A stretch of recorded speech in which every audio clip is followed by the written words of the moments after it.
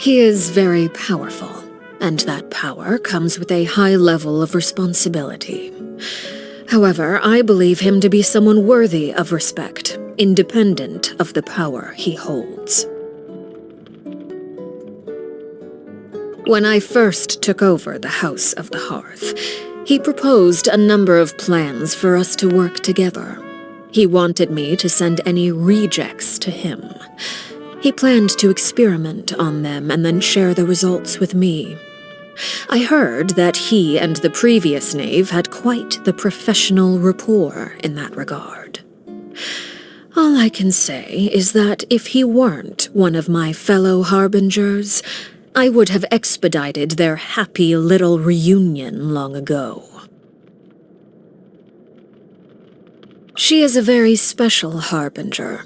Pose her a question, and the answer you receive will be entirely unpredictable, if she sees fit to give a proper answer at all. Regardless, any answer you do receive is sure to be an interesting one. The rooster holds little love for me, and the feeling is mutual. He is an acceptable mayor, I suppose. Perhaps even an exceptional one. He has an uncanny ability to make great gains at a small price, which has earned him substantial acclaim throughout his political circles. However small the price may be, if it continues to come at the expense of my organization, sooner or later...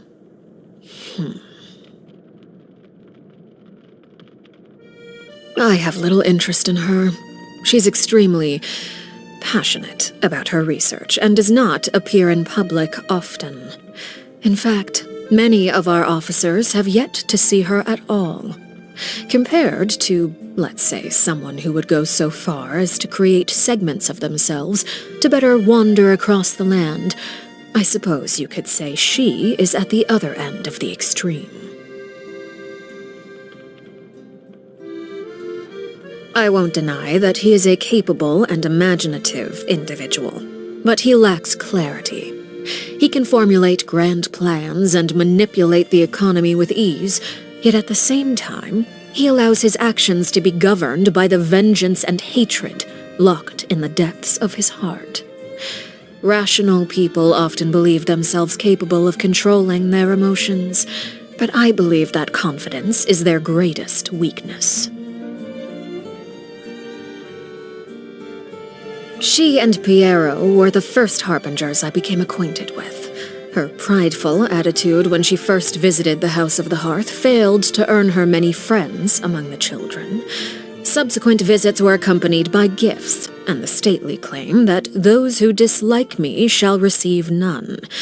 The children quickly learned how to play pretend, and she in turn basked in their attention, superficial though it may have been. I imagine she quite enjoyed being surrounded by children, perhaps due to the persistent loneliness that plagued her. I found her sacrifice to be a great shame. May she be reunited with her lover in death.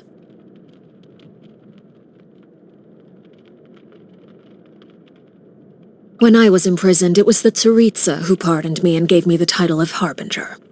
I could sense she was a person of true sincerity and compassion, unlike all those pompous hypocrites with their posturing and rhetoric. Yet, it's difficult to say whether her compassion alone is enough to melt the ice and snow that permeates her land. All I can say is this.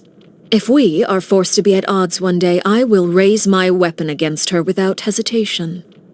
Because that is the greatest level of respect I am able to bestow. As the original Harbinger, much about him remains a mystery. Upon our first meeting, he recognized my background with ease. Yet, to this day, I know little about him.